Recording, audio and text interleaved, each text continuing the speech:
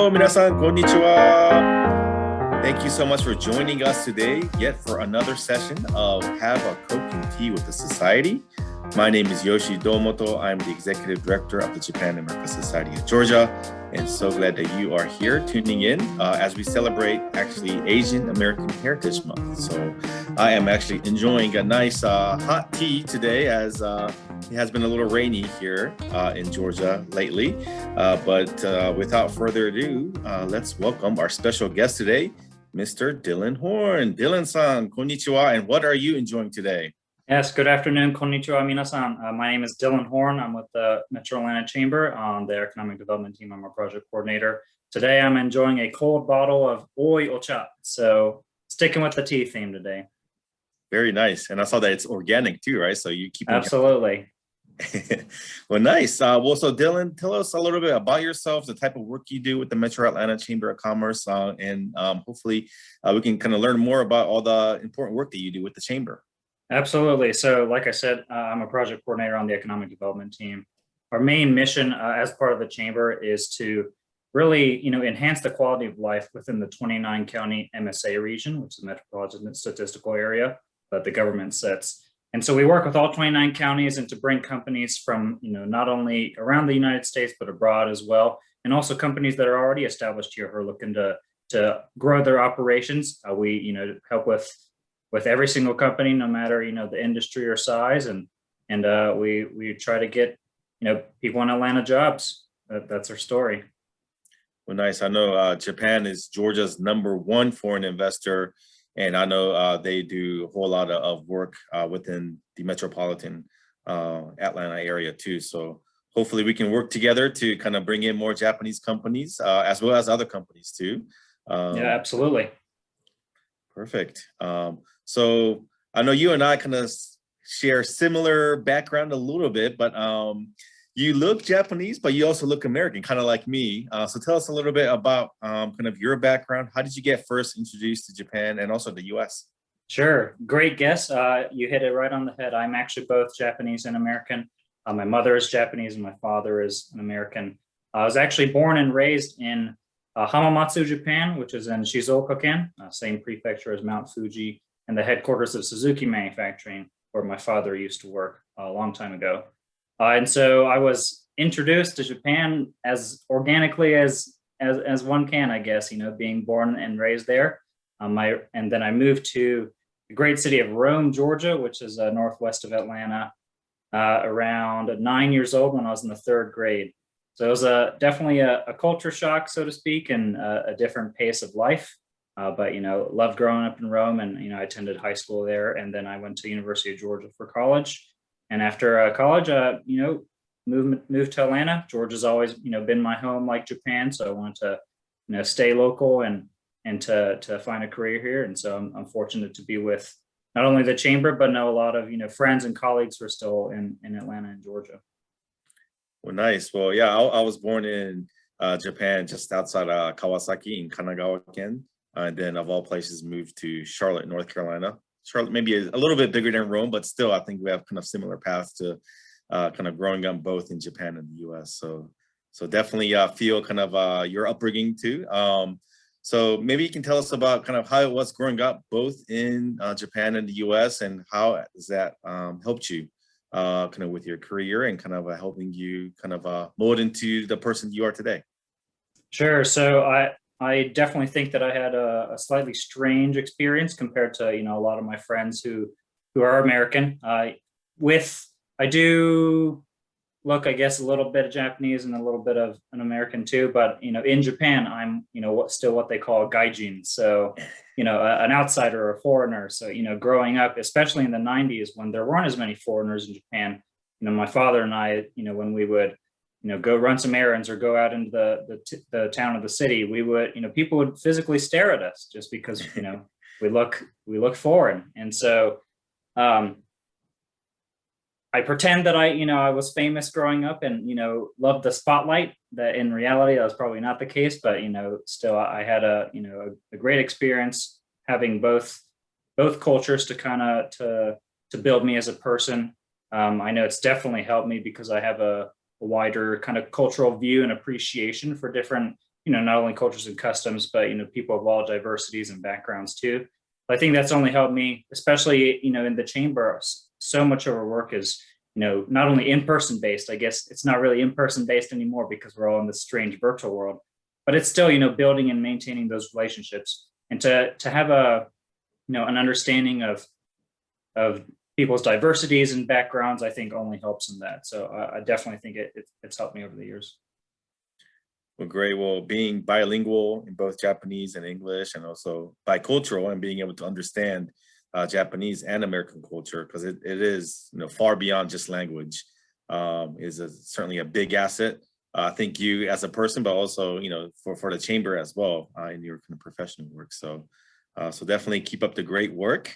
But speaking of work, I know you do a whole lot within the chamber. But tell us maybe some of your hobbies outside of the chamber. What do you like to do on your spare time? Sure. So I do try and have a lot of hobbies. I stay active and fit. I play a lot of sports. I play golf every single week. I also play volleyball. I'm a volunteer coach for 6th, 7th, and 8th grade girls, and so that's actually a pretty recent endeavor that I've had, and it's been so rewarding to work with these girls who are transitioning from elementary school to middle school, and middle school to high school, and not only growing as a volleyball player, but also as a person. That period in someone's life is just so key, I think, to shape not only yourself as an athlete, but as a person. So I'm fortunate to really get to work with some of the coaches that I like spending time with and play volleyball myself. Also working with these girls especially. I also play soccer. Soccer season for me starts actually next week, so got to get back in shape a little bit. Got to go hit the gym and swim a little to get back my cardio. But really looking forward to to continuing the sports and to being a fit and active.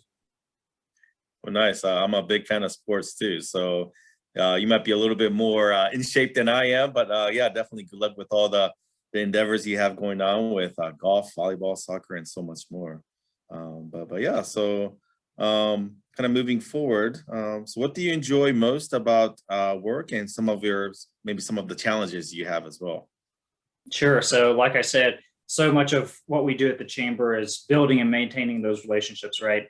So I've been so fortunate to build my network and to become friends and colleagues with so many people from so many different organizations, and again, so many different backgrounds too, and to build those relationships and take them outside of the work setting. Even I sometimes I run into a couple of people I know from around Atlanta or from work on the golf course, for example, and it's fun to have a little friendly rivalry that way.